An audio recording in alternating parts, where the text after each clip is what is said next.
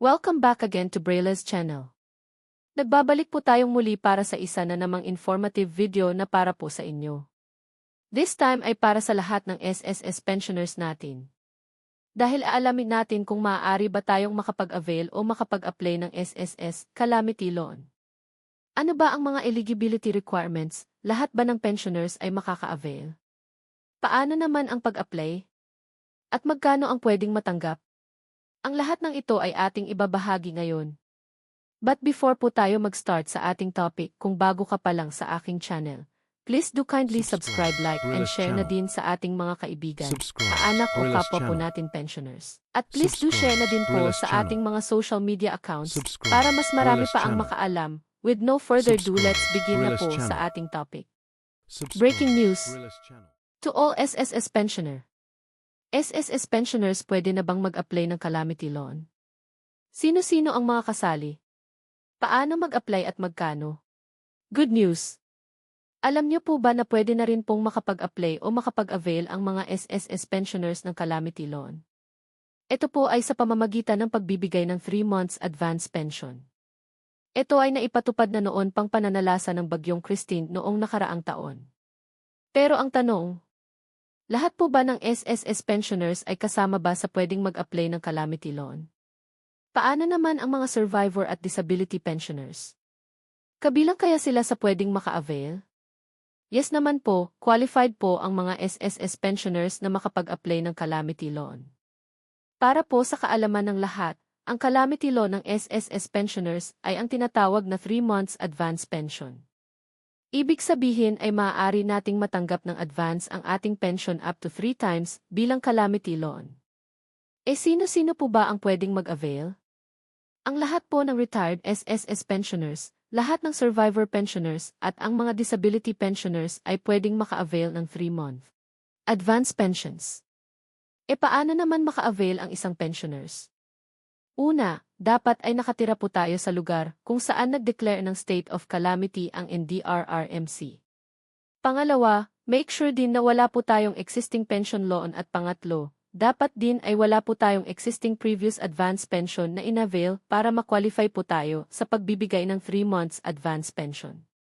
Paano naman makapag-avail? Ang lahat ng SSS qualified pensioners ay maaaring mag-file ng application through online using his or her registered online account. Or pwede naman through walk-in at any SSS branch nationwide. Kung pupunta po tayo sa SSS branch, make sure na dalhin lang ang application form at ang certification signed ng inyong barangay or ng DSWD or NDRRMC at valid IDs na rin para sa verification process ni SSS. Para sa mga requirements na kailangang dalhin. Submit properly accomplished application for assistance due to calamity or disaster duly certified by the barangay chairman. In case naman hindi ma-certify ng inyong barangay ay pwede po tayo manghingi ng certification sa inyong DSWD o sa NDRRMC. Narito po ang application form para sa assistance due to calamity or disaster. Yan po ang dapat niyong filyapan para makapag-apply.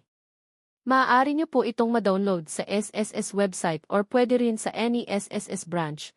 Pwede po kayo magpaturo sa kanila kung paano ito mafilyapan. Pero ang tanong, magkano naman ang pwedeng ma-avail ng isang pensioner? Ito po ay depende sa inyong monthly pension na tinatanggap. Kung magkano po yun times 3 months advance, yun po ang inyong makukuhang calamity loan. Parang nakuha niyo lang po ng advance ang inyong monthly pension. Kung halimbawa tumatanggap po kayo ng 5,000 a month, ay makakatanggap po kayo ng 15,000 pesos bilang advance pension or calamity loan. Paano naman ito matatanggap? Ang lahat ng nag-apply through online account ay maide-deposit po ito sa inyong DHM account or sa inyong pension account. At kung nag-apply naman po tayo through walk-in ay ibibigay po nila ito through check or pwede rin namang ipasok sa ating pension account.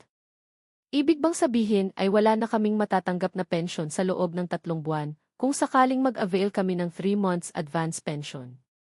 Hindi po, may corresponding monthly amortization lamang po ang ibabawas sa inyong pension, kaya't may makukuha pa rin po tayong monthly pension kahit nag-avail po tayo ng 3 months advance pension.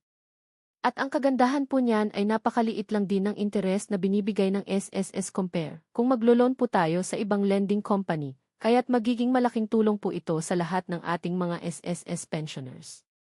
Para sa iba pang may katanungan ay maaari din po tayong sumangguni sa SSS Hotline sa numerong 1455 para sa agarang kasagutan.